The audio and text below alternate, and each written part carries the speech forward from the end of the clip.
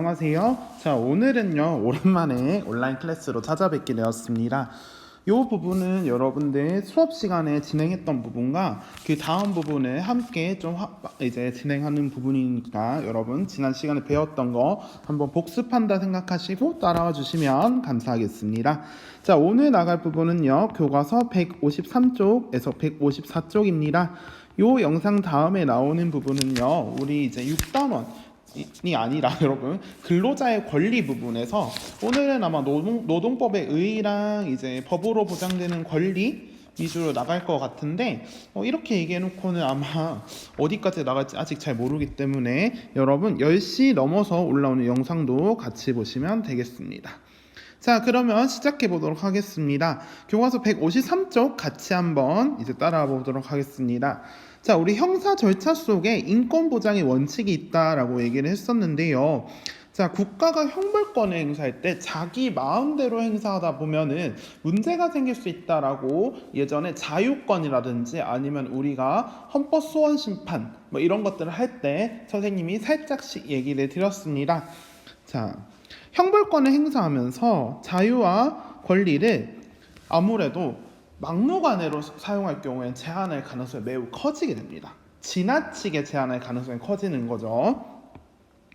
자, 그러다 보니까 우리 헌법 속에서는 피의자와 피고인, 형사 피의자와 피고인의 인권 침해를 막으려고 여러 가지 원칙과 권리를 규정하고 있습니다. 자, 선생님이 이 부분 별표 치라고 했던 건 왜 그러냐? 여러분, 우리가 모자이크를 한다든지 이런 게 막 화가 나고 하지만 누군가에게 정말 억울하게 일어날 수 있다는 겁니다. 그래서 그 누군가 정말 억울하게 피해를 받는 사람이 생긴다. 이 사람한테 일단은 우리 법은 그런 한 명의 피해도 없어야 된다는 이유로 모든 형사 피의자와 피고인에 대해서 인권 침해를 막기 위한 이런 노력들을 해야 된다라고 규정하고 있습니다. 자, 크게 원칙으로는 어떤 게 있냐면요. 첫 번째, 적법 절차의 원칙이 있습니다. 자, 적법 절차, 적법한. 자, 법을 적합하게 준수한 절차에 따라서 움직여야 된다라는 내용입니다. 그래서 공권력에 의한 개인의 자유와 권리 제한, 뭐 예를 들어서 형벌도 여기 들어가겠죠. 아니면은 뭐 구속 이런 것도 어떻게 보면 개인의 신체적 자유를 제한합니다. 그래서 이런 부분은 여러분 반드시 법으로 정해진 절차에 따라서 진행해야 됩니다. 내가 마음에 안 든다고 내 마음대로 하면 안 됩니다. 감정을 섞어서는 절대 안 된다라는 거 얘기 드렸습니다. 자, 두 번째입니다. 유죄가 확정되기 전까지는 반드시 무죄로 추정해야 되는 무죄 추정의 원칙이다라는 겁니다. 근데 이 무죄 추정의 원칙은요, 수사부터 형사 재판 절차까지 전반에 걸쳐서 적용됩니다. 다만 이제 형이 집행되는 경우엔 적용이 되지 않습니다. 왜냐하면 형이 결정됐다는 이유는 무죄냐 유죄냐가 판별이 났다는 겁니다. 그래서 최종 유죄 판결 전까지입니다. 예를 들어서 1심에선 유죄였지만 2심에선 무죄로 바뀔 수도 있고 3심에서도 무죄일 수 있습니다. 그래서 이런 부분 최종적으로 유죄가 확정된 그 이후부터는 유죄인 거예요. 그래서 최종적으로 유죄가 판결나기 전까지는 이 사람은 무죄인 걸로 추정한다. 그래서 이 수사재판기관, 우리 경찰 어디 있어요? 검찰 수사 맞죠? 그 재판 또 어디서 왔습니까? 일단은 검찰이 공소제기 기소를 한 다음에 우리 법원에서 재판을 또 하죠. 이 기관들은 원칙적으로는 불구속 수사, 불구속 재판을 해야 되는데 선생님이 정말 예외적으로 구속영장을 청구해야 되는 사례 얘기 드렸습니다. 이 세 가지 예외 여러분들 반드시 확인하도록 하겠습니다. 증거인멸의 우려가 있거나 도주의 우려가 있거나 주거가 불분명한 경우 이 세 가지는 예외적으로 구속영장을 청구해서 이 형사 피의자를 아니면 이 피고인을 구금해서 조사를 받거나 재판을 받게 할 수가 있다는 겁니다. 자, 그러면 도대체 어떤 원칙과 권리가 있냐였는데 요거는 선생님이 미란다 원칙에 대해서 얘기를 하려고 했어요. 근데 요게 우리가 PDF다 보니까 영상이 올라가지 않는데 오늘 보충 영상 1로 올려놓도록 하겠습니다. 그래서 여러분 꼭 확인해 주세요. 5분 이내이기 때문에 여러분 재밌게 보실 수 있는 영상을 하나 올려놓도록 하겠습니다. 자, 그럼 미란다 원칙 도대체 뭔가 선생님 미리 얘기하겠습니다. 자, 우리 교과서 153쪽에 연필 부분에 있는 겁니다. 자, 이 수사기관은 말이죠, 체포나 우리 신문을 진행할 때 일정한 권리를, 요게 중요합니다, 사전에 알려줘야 됩니다. 이것과 관련된 게 미란다 원칙입니다. 그래서 여러분 드라마 보시면은 형사들이 막 들어와서 어떤 사람들 수갑을 딱 채울 때 당신에게 이런 죄가 있어서 체포합니다. 그리고 당신은 진술을 거부할 수 있으며 변호사를 선임할 수 있는 권리가 있습니다. 이런 식으로 말을 합니다. 그래서 여러분 이게 딱 지나갔던 거여서 여러분 기억이 잘 안 날 수도 있지만 요게 미란다 원칙의 내용이라는 겁니다. 자, 그리고 우리가 한 가지 얘기할 게 있는데, 자, 신문과 신문 부분은요, 여러분 여기서 선생님 신문 이런 거 어렴풋하게 얘기했을 것 같습니다. 근데 요거는요 교과서 150쪽에 신문과 신문 부분이 있습니다. 그래서 요거 보시면 되는데, 이 신문은요 진실을 알기 위해 묻는 상황을 얘기합니다. 네, 물을 문자입니다. 그래서 여러분 이 신문은 니은인 신문은 정말 새로운 사실이 아니라 진실을 알기 위해서 계속 물어보는 절차를 얘기합니다. 조사하는 거예요. 그래서 피의자 신문, 인정신문, 뭐 증인신문이 있다라는 겁니다. 자, 그래서 다시 얘기하면 미란다 원칙에는 어떤 죄로 체포가 되었는지, 그리고 진술 거부권. 자, 여기서는 고문이나 자백을 강요당하지 않을 권리가 있어요. 그래서 요게 또 중요합니다. 선생님 오늘 파란색으로 해야 되는데 깜빡했네요. 자, 그리고 요게 또 중요해요. 고문과 협박으로 인한 진술은요 증거로서의 능력이 없습니다. 왜냐하면 이러면은 누구나 고문을 시켜가지고 자백을 하게 하면 되잖아요. 그래서 요건 거짓말이 나올 수도 있기 때문에, 자, 고문과 협박으로 인한 진술은 증거 능력이 없습니다. 자, 그리고 수사와 재판 과정에서 자기한테 불리한 진술을 거부할 수 있습니다. 그러니까 수사할 때도 재판할 때도 둘 다 거부할 수 있습니다. 그리고 세 번째, 변호인의 도움을 받을 권리가 있습니다. 그래서 나 대신에 검사랑 이제 우리가 재판, 형사 재판의 당사자 누구였습니까? 검사가 원고였고요. 자, 원고였고 피고인이 있었습니다. 근데 이 피고인 입장에서는 검사의 이 법률적 지식을 대등하게 싸우기는 솔직히 많이 어려워요. 변호사, 검사가 아닌 이상 피고인이. 자, 그래서 이런 경우에 나를 대신해서 법률적으로 나를 도와줄 수 있는 변호인을 구해야 됩니다. 네. 그래서 변호사들을 얘기를 많이 하죠. 근데 여러분 변호사의 조력을 받을 권리라고 하면 안 됩니다. 변호인의 조력을 받을 권리다라는 거고요. 자, 그리고 혹시나 경제적이거나 아니면 이런 여러 사정 때문에 변호인을 못 구해요. 이런 경우에는 국민의 인권을 보장하기 위해서 국선 변호인을 이제 국가가 임명해서 이 사람의 변호를 도와줘야 된다라고 얘기를 하고 있습니다. 자, 그리고 여러분 이 부분은요 다 어디에 돼 있냐? 형사소송법에 적혀 있어요. 형사소송법은 우리 형법은, 자, 형사소송법은 어떻게 보면 절차적인 내용이고요. 형법은 저번에 얘기했던 범죄와 형벌이 나 있는 내용적인 측면이에요. 그래서 이 부분도 여러분들 한번 보시기 바랍니다. 교과서 149쪽입니다. 이거 반드시 보시기 바랄게요.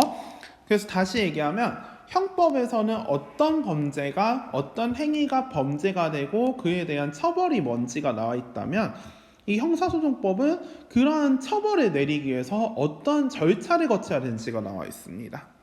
그래서 형사 절차와 관련된 법이 형사소송법이다. 그래서 그 안에 미란다 원칙이 형사소송법 안에 규정이 돼 있고, 피의사실 체포된 이유, 그리고 진술 거부권, 그리고 변호인의 조력을 받을 권리가 있어야 된다라는 겁니다. 자, 그리고 이제 수사를 어쨌든 간에 받게 됐습니다. 그럴 때 수사 절차 속에서는 어떤 인권 보장이 되냐? 첫 번째, 영장 제도인데요, 여러분. 요거는 4가지 영장이 있어요. 구속영장, 체포영장, 압수영장, 수색영장 이렇게 네 가지가 있는데요. 보통은 압수수색영장 이런 식으로 많이 나오긴 합니다. 자, 그래서 선생님이 얘기했죠. 몰수랑 압수 다르다고 얘기했었습니다. 자, 그리고 여러분 여기서는 일단 구속하고 체포는 선생님이 얘기를 드렸으니까 구속, 체포 그리고 압수, 수색 이렇게 네 가지가 있구나라는 거를 생각하시면 되겠습니다. 자, 적법한 절차에 따라서 판사가 발부한 영장을 제시해야 됩니다. 선생님 분명히 얘기했습니다. 영장은 누가 발부해야 된다고요? 그렇죠. 판사가 발부해야 됩니다. 검사가 발부한다 안 됩니다. 자, 그리고 선생님이 체포할 때는 현행범 체포나 긴급 체포일 때는 예외적으로 영장이 없어도 된다고 했었죠. 하지만 사후에는 영장을 받아야 됩니다. 왜냐하면 급했기 때문에 사전에는 영장을 받지 않았지만 그 이후에는 우리가 적법한 절차를 따라야 되기 때문에 사후에라도 영장이 나와야 된다는 거죠. 자, 그래서 이 영장을 받았습니다. 자, 그런데 만약에 갑자기 이 사람이 도주 우려가 있고 해서 검사가 갑자기 구속영장을 청구를 한 겁니다. 그러면 이제 이 사람이 어디로 가냐? 법원으로 가게 됩니다. 그래서 판사 앞에서 이 구속영장이 청구된 피의자, 여기서는 어떻게 보면 피의자니까 수사 과정이죠. 미안합니다. 그래서 일단 경찰이 청구할 수도 있는 거고 일단 검찰이 얘기를 했다고 가정을 해봅시다. 그래서 아무튼 판사는 구속영장이 청구된 피의자의 수사 기록과 함께 직접 신문을 진행합니다. 직접 물어봐요.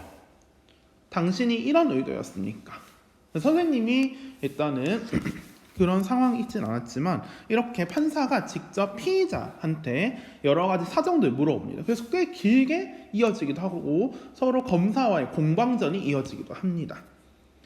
자, 그래서 일단 직접 신문을 진행한다. 이걸 뭐라고 하냐? 구속영장을 진짜 필요한지 심사를 한다 해서 실질심사제도라고 얘기를 합니다. 구속영장 실질심사제도라고 얘기를 했고요. 자, 직접 신문을 진행한 다음에 의견을 들은 다음에 구속할지 말지를 결정한다는 거죠. 근데 왜 이게 중요하냐? 피의자 입장에서는 수사기관에서 그냥 구속시키면은 아무래도 정말 억울할 수 있잖아요. 자신의 생업이 걸려 있을 수도 있고 하루아침에 일단은 구치소에 구금이 되어 있어야 됩니다. 자, 그러다 보면 무슨 문제가 있냐? 아무래도 자유롭게 있다 보면은 자신이 재판을 준비하는데 조금 더 수월하겠지만 그렇지 않기 때문에 방어권이 보장이 안 될 수 있습니다. 그래서 피의자 입장에서 방어권을 보장해 줄 수 있고요. 그리고 법관의 대면에서 직접 내가 억울한 부분 아니면 내가 해명할 부분을 해명한다는 거죠. 그래서 피의자 입장에서 방어권과 법관의 대면권을 보장을 합니다. 자, 근데 말이죠. 구속영장 실질심사제도를 먼저 했습니다. 근데 여러분 요건 약간 순서라고 보면 돼요. 근데 예를 들어서 판사가 보기에는 이 사람 구속돼야 돼 라고 해서 구속이 됐습니다. 그럼 못 나오냐? 그게 아니에요. 3단계가 있습니다. 자, 구속적부 심사제도 우리가 요거 얘기를 했었는데 선생님 요거는 똑같이 한번 보도록 하겠습니다. 자, 요거를 선생님이 좀 잘못 썼는데 요 구속 전 피의자 신문 요거를 신경 쓰지 마시고요. 요게 구속 전 피의자 신문입니다. 이렇게 적혔죠? 자, 요거는 신경 쓰지 마시고요. 자, 구속이 됐습니다. 근데 이 피의자 입장에서는 정말 억울할 수 있다는 거죠. 상황에 따라서 구속은 됐지만 정말 이건 다시 좀 생각을 해주셨으면 좋겠어요 라고 한다는 거죠. 그럴 때 어떻게 되냐? 구속 후에 요거 별표 칩니다. 구속이 된 후에 이 피의자가 이 구속 절차가 적법하지 않았고요. 그리고 나는 이게 내가 구속이 되는지 정말 모르겠어요. 그러니까 구속 절차의 필요성과 적법성을 심사해 주세요 라고 요구할 수 있다는 거죠. 자, 중요합니다. 자, 구속영장 실질심사제도는 여기 아예 적혀 있어요. 구속 전 피의자 신문이었습니다. 근데 말이죠. 자, 이번에 진행을 하는 구속적부 심사제도 같은 경우에는요. 어떻게 되냐? 구속 후에 피의자가 요구를 한다라는 게 그 차이점입니다. 자, 근데 다시 한번 판사가 생각을 해봤더니 구속 전에는 이 사람이 도망갈 것 같아서 했는데 정말 성실하게 조사도 참여하고 알고 봤더니 이 사람이 일을 한다고 출장을 나갔던 거야 라는 사실이 확인됐습니다. 그러면은 구속의 필요성이 없어지는 경우도 있습니다. 그럴 때는 석방되기도 한다. 그래서 영장 발부할 때 다시 한번 재심사할 수 있는 기회가 주어진다라는 겁니다. 자, 그래서 구속 후라는 거 중요합니다. 자, 그리고 이제 재판이 진행되는 과정에서도 인권 보장 제도가 있습니다. 뭐냐? 여러분, 요거는 우리가 좀 재벌 그룹 회장님들 아니면 재판 과정이나 여러분들 간혹 보석이라는 제도가 좀 나와서 여러분이 아는 그 듀얼링가 이렇게 의심할 수 있는데 그게 아니고요, 여러분. 자, 어떤 거냐? 우리가 재판 도중입니다. 여기는 자, 재판 도중에 구속된 사람들이 있어요. 불구속된 사람들한테 해당이 없습니다. 근데 구속 기소돼서 예를 들어서 구치소에 있는 분들이 있다고 칩시다. 자, 근데 구속 기소된 피고인이 이제는 재판을 하기 때문에 피고인이라고 하겠죠. 이 사람 입장에서는 아무리 봐도 구속을 안 해도 되는데 구속을 했다는 거죠. 그래서 마지막으로 구속을 집행을 정지해달라, 석방을 해달라라고 요구할 수 있습니다. 자, 그래서 여기 적혀 있습니다. 구속 이후에 재판의 과정에서 가능합니다. 수사할 때는 우리가 아까 전에 얘기했던 거 구속작부 심사제도를 활용을 하셔야 돼요. 자, 구속 이후에 재판 과정에서 가능하고 그 대신에 법원에 보석금을 납부해야 됩니다. 예를 들어서 이 사람이 도망가면 그만큼 벌금 같은 그런 보석금을 내야 돼요. 꽤 큽니다. 뭐 선생님이 저번에 들었을 때 놀랬던 게 뭐 10억 원의 보석금을 냈다는 경우도 있었고, 네. 자, 아무튼 불구속 상태에서 이 보석이 되면 뭐가 좋냐? 아무래도 몸이 자기가 이제 자유롭게 뭔가를 할 수 있겠죠. 신체적 자유가 보장이 됩니다. 불구속 상태에서 재판을 받게 된다는 거죠. 그래서 자유롭게 내가 잘잘못을 따질 수 있도록 내가 억울하다면 이제 자유롭게 증거나 증인을 찾으러 다닐 수 있도록 자유롭게 방어할 수 있다는 거죠. 그러면서 인권을 보장받을 수 있는 기회입니다. 자, 그리고 여러분 아까 전에 무죄 추정의 원칙하고 연관이 돼 있는데요. 자, 뭐냐? 피고인의 어떤 증거 없이 이 사람이 예를 들어서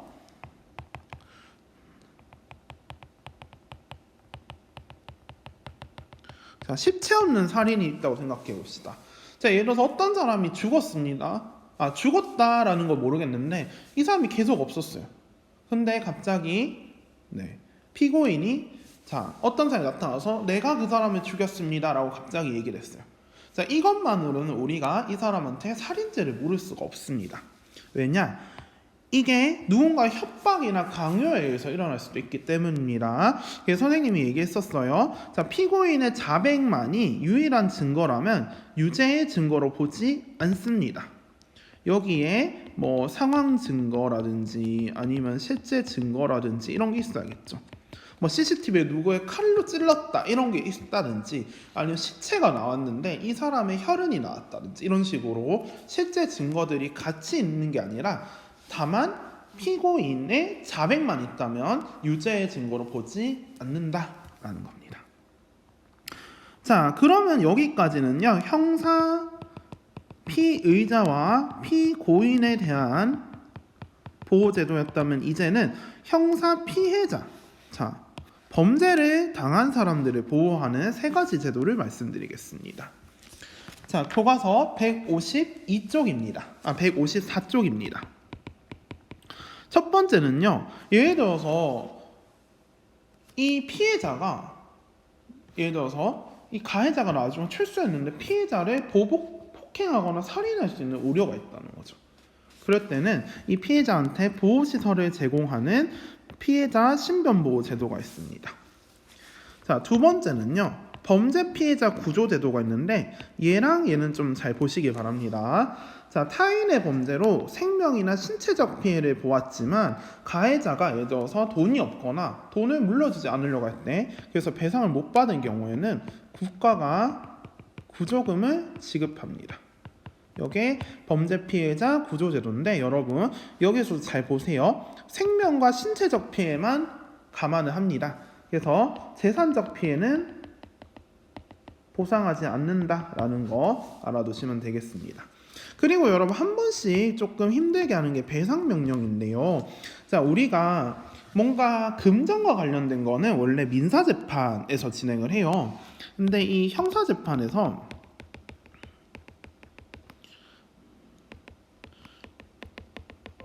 민사재판의 느낌이 살짝 나는 경우가 있습니다. 어떤 경우냐? 형사재판 했는데 예를 들어서 유죄 판결이 났습니다. 근데 이 범죄로 인해서 피해자가 손해를 봤어요. 그러면은 원래는 이 사람을 대상으로 또 불법행위다, 너 돈 물려내, 손해배상해 라고 민사소송을 제기해야 되지만 그러면 또 어마무시한 돈과 또 변호사도 또 수임해야 되고 시간도 많이 걸립니다. 그럼 아무래도 피해자 입장에서는 즉각적인 보상이 안 됩니다. 그래서 이때 법원이 판결을 내리면서 자, 형사재판에서 유죄 판결이 있으면 판사가 가해자한테 너 이거에 대해서 피해를 입혔으니까 3천만 원 보상하세요. 이런 식으로 손해배상 명령을 합니다.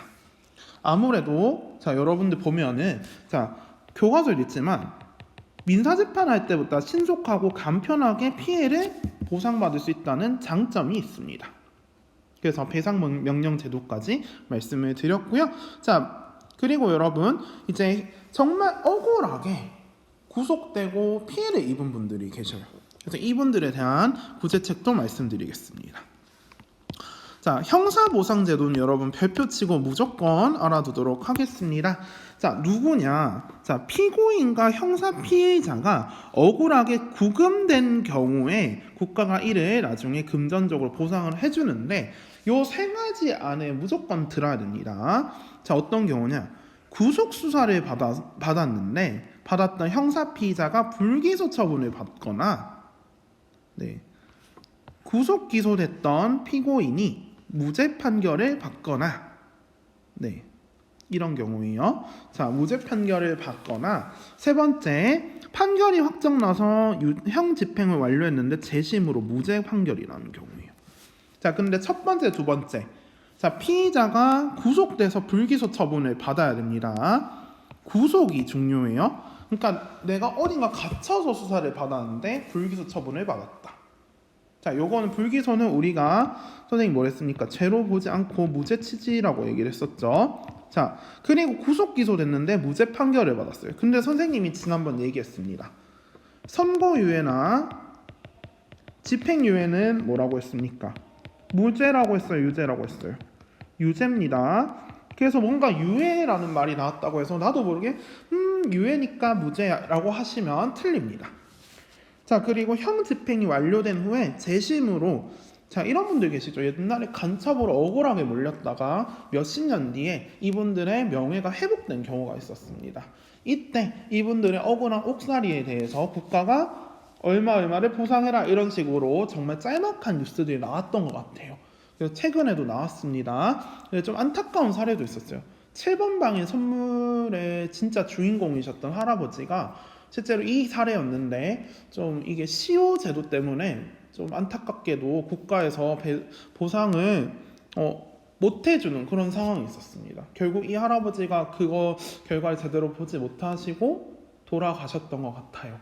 네. 아무튼 이런 일이 없어야겠죠, 최대한. 자, 그러면 이 사람들을 이제 명예를 회복하는 제도도 필요합니다. 그래서 요거는 교과서에 있지만 무죄 판결을 받은 당사자가 네, 청구를 합니다. 그럼 법무부에서 1년 동안 네, 해당 사건 재판서를 법무부 홈페이지에 게재한다, 뭐 이런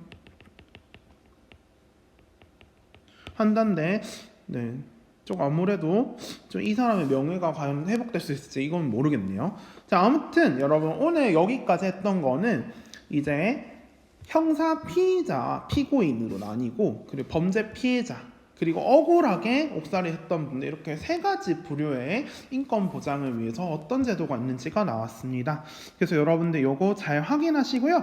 의외로 간혹 이게 나오면은 좀 까탈스럽게 나와요. 그래서 뭐가 뭐구나 라는 거는 정확하게 기억하시면 되겠습니다. 자, 그러면 우리는 잠시 뒤에 노동법 파트에서 뵙도록 하겠습니다. 고생하셨습니다. 안녕.